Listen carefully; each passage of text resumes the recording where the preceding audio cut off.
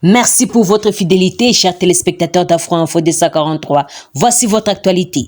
La situation sécuritaire dans l'Est de la RDC était au cœur de l'échange dimanche 16 juillet 2023 à Nairobi au Kenya entre le président kenyan William Ruto et son homologue congolais Félix Antoine Tshisekedi. Alors que les rebelles du M23 soutenus par le Rwanda se reconnaissent toujours pas avoir pris des engagements pour le cantonnement et des armements, la sous-région multiplie ses efforts pour le retour d'une paix durable dans la partie orientale de la RDC. En marge de la 5e réunion de coordination semestrielle du Bureau de l'Union africaine, avec la participation du président de toutes les communautés économiques régionales, les directeurs régionaux de mécanismes régionaux et les États membres de l'Union africaine, le président William Ruto du Kenya et Félix Tshisekedi ont échangé en tête-à-tête sur les différentes initiatives de paix en cours. Dans ce contexte, la SADC s'est engagée à rechercher des mesures complémentaires aux efforts diplomatiques en cours en fait de contraindre le M23 et d'autres groupes armés à renoncer à toute forme d'attaque. L'organisation régionale a aussi approuvé le mandat et les instruments juridiques et opérationnels nécessaires au déploiement de la mission de la SADC en République démocratique du Congo, SAMI RDC. La sécurité dans l'Est de la République démocratique du Congo et celle de la région reste l'entreprise collective de la communauté d'Afrique de l'Est et nous saisissons toutes les opportunités qui se présenteront à nous pour renforcer la paix par notre progrès commun, a indiqué le chef de l'État kenyan.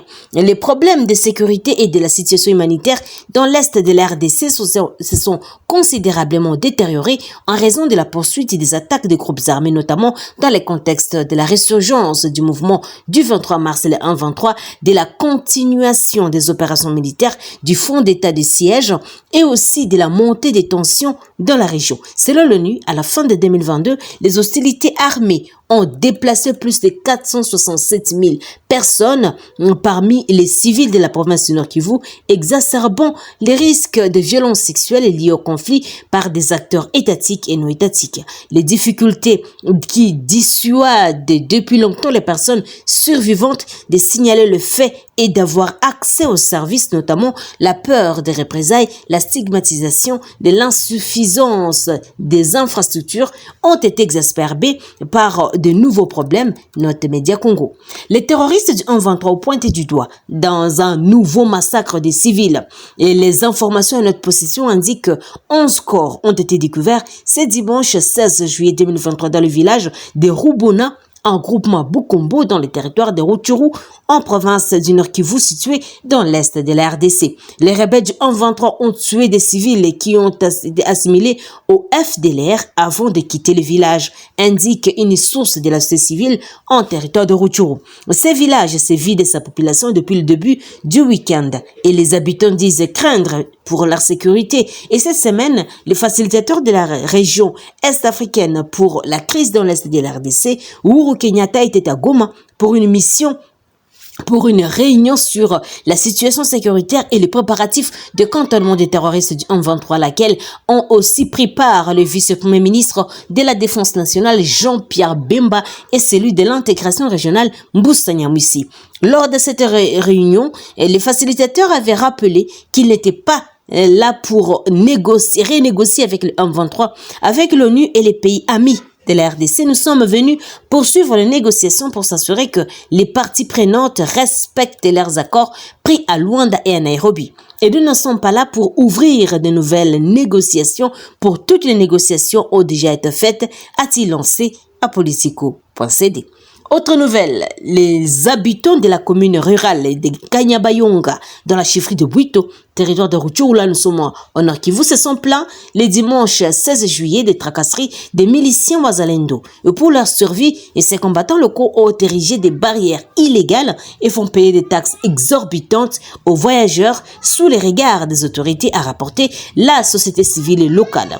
Les acteurs de la société civile de Kanyabayonga considèrent ces combattants comme des supplétifs des FARDC. C'est ainsi qu'il plaide pour une bonne prise en charge de ces combattants par le gouvernement. Et cela pour éviter tout mouvement de soulèvement de la population déjà exaspérée par les embêtements de ces combattants, a affirmé le président de la société civile de Kanyabayonga, Daniel Muhindo Nsengemoja. D'après la même source, des tracasseries similaires sont aussi signalées dans d'autres zones occupées par les miliciens Wazalendo. Et tous les efforts des Radio Okapi pour entrer en réaction du porte-parole de la 34e région militaire, le lieutenant Guillaume Njike Kaiko, n'ont pas abouti.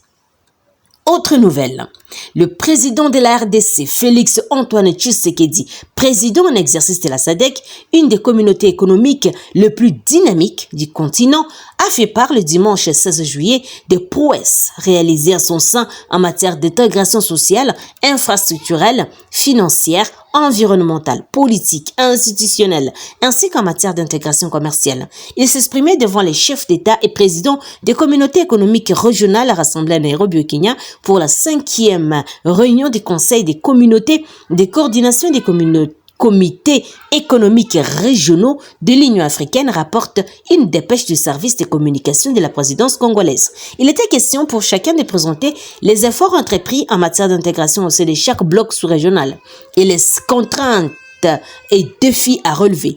Et de l'avis de tous, poursuit cette dépêche, l'Afrique se doit de réussir la libre circulation des biens et des personnes en vue de son développement, nonobstant les écueils d'ordre sécuritaire et conjoncturel. Ces assises ont réuni notamment les membres du bureau de conférence de l'Union africaine, les chefs de l'État des communautés économiques et régionaux, CER, et les présidents de la Commission de l'Union africaine. À marge de cette réunion de Nairobi, le président de la République, Félix Antoine Tshisekedi, a eu quelques rencontres bilatérales, notamment avec le président Kenya William Ruto, et cette rencontre a abordé entre autres l'épineuse question sécuritaire à l'est de la RDC, et les deux chefs d'État n'ont fait aucun commentaire public à ce sujet. Et le Kenya est le plus grand contributeur en troupes militaires de la force de la communauté de l'Afrique de l'Est déployée au Nord Kivu en RDC. Le résultat de cette force sur terrain avait été jugé non satisfaisant par Félix Tshisekedi en mai dernier, et le chef de l'État congolais avait alors déclaré: si au mois de juin nous estimons que le mandat n'est pas rempli, nous allons décider de raccompagner et de remercier ces contingents venus à la rescousse de la RDC. Terminons par cette nouvelle, chers téléspectateurs d'Afro-Info des 43 des ONG de défense des droits de l'homme ont appelé le samedi 15 juillet la Commission nationale des droits de l'homme, CNDH, à saisir le gouvernement pour cesser les arrestations et détentions arbitraires au pays. Les responsables de ces structures ont lancé cet appel dans un mémorandum remis au président de la CNDH, Paul Nsapou, à Kinshasa. Parmi ces organisations, il y a la CAGE, il y a ANMDH, il y a ZADO, il y a IRDH, il y a JA et aussi il y a FSV. Leurs échanges avec le président de la CNDH interviennent 2 jours après le meurtre du député de l'opposition Cheribe Okende, retrouvé mort sur l'avenue Poids-Lourd à Kinshasa. Notre Radio Okapi. Chers téléspectateurs d'Afro-Info des 43, c'est par ici que nous mettons un point final sur notre émission. Merci à vous de nous avoir suivis. N'oubliez pas de vous abonner, d'aimer, de partager et de nous laisser un commentaire. Je suis Santi Chesenga, depuis la province de l'Ituri, pour Afro-Info des 43.